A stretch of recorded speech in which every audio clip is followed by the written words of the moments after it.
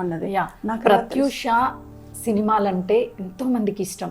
తన చిరునవ్వు చూసే చాలా మంది ఫ్యాన్స్ అయిపోయారు. ఈరోజు మీ ఇల్లు మొత్తం కూడా చిన్నబోయింది అనుకోవచ్చా ప్రత్యూష లేక? అంటే నేను ఇప్పుడు మీ ఇంట్లో ఉండేది నేను మా అబ్బాయి అండి. మేము ఎలా అనుకుంటాం, మా ఫ్యామిలీ వరకు ఎలా అనుకుంటామంటే మేము అట్లా ఫీల్ అవ్వడం నేర్చేసుకున్నాం. అంటే మెంటలీ ప్రిపేర్ అయిపోయినా. పాప ఎక్కడో యూఎస్లో ఉంది, ఎక్కడో యూకేలో ఉంది అలా అనుకుంటాం. కానీ మా ఇంట్లో లేదు అనుకోం. మేము 24 hours ఆమె మా మైండ్లో, మా స్మృతిలో ఉంటూనే ఉంటుంది. ఏదన్నా మాకు ప్రాబ్లం వస్తే కూడా అమ్మ అమ్మ నన్ను మామ అనేది, మమ్మ అనుకుంటూ వచ్చేది.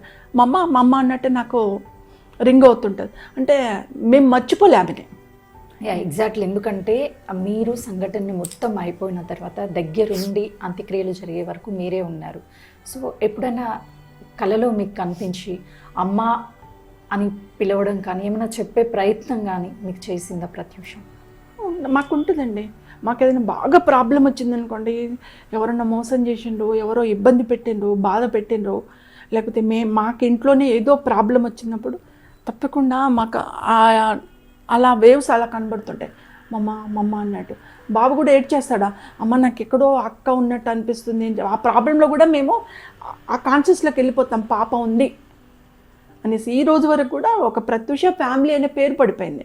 నన్నైతే సరోజిని అంటే ఎవరు గుర్తుపట్టరు, చాలా లెస్ పీపుల్ గుర్తుపడతారు ప్రజెంట్. నన్ను ప్రత్యూష మదర్ అంటేనే గుర్తుపడతారు నన్ను.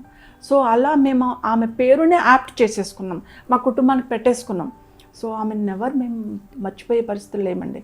మాకు ఎప్పుడు కూడా అలా ఉంటున్నా, ఒక గాలిలో ఉన్నట్టుగా. ఏదైనా బాధ వస్తే మమ్మ అన్నట్టుగా, ఏదో ఇక్కడ సరౌండింగ్స్లో ఉన్నట్టుగా మాకు ఇప్పటికీ ఫీలింగ్స్ ఉన్నాయి. సో ఆమె మమ్మల్ని మర్చిపోలేదు.